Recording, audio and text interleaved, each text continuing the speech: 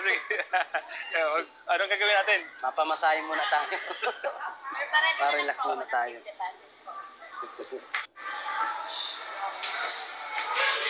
Bandar mo na. Mami. Okay na? Okay na to? Balikan mo. Yan. So, thank you po. Thank you, Lord, dahil kahit pa paano, wala na akong inisipin na problema. Sinamahan ako ni Kuya Starak. At huling punta ko na dito sa airport ng pakuha ng passport. Kasi ang hirap na balik-balik. Sir, Katatlong yung balik level na niyo ako. po, mild, moderate, or hard? Moderate lang. Huwag masyadong hard. Sir, yung bag niyo po, palagay ako sa lap niyo po, baka po mawala. Saan? Tanga, yun.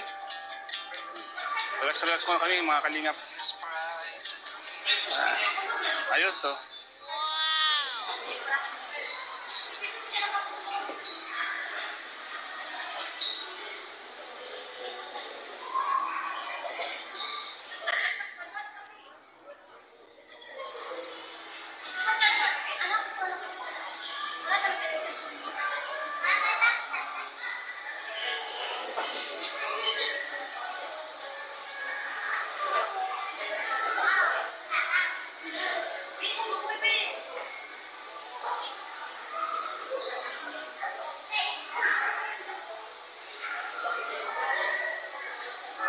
Relax.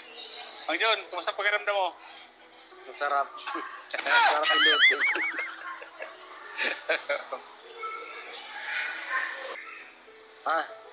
Salamat Kuya Starak.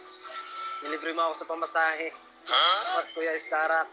Nilibre mo ako sa pamasahe dito. Kahit pa paano nakarelax ang katawang ko. Ay, so wakas wala na ako iisipin. Kasi nakuha ko na yung passport ko. Makakasama na ako ni Kalinga Prab kasi may passport na ako. Makakasama na ako. Kung saan sila mag-travel, makakasama na ako. Mga kababayan ko dyan sa Hong Kong, hintayin nyo ako dyan kasi may passport na ako. Magkita-kita tayo dyan sa Hong Kong. Hintayin nyo mo pagpunta namin dyan, nila Kalinga Prab.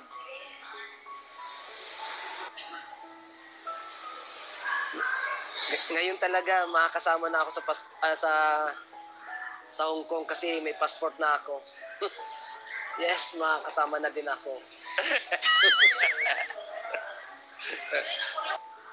Ay, umanda ka na dyan, Bishi.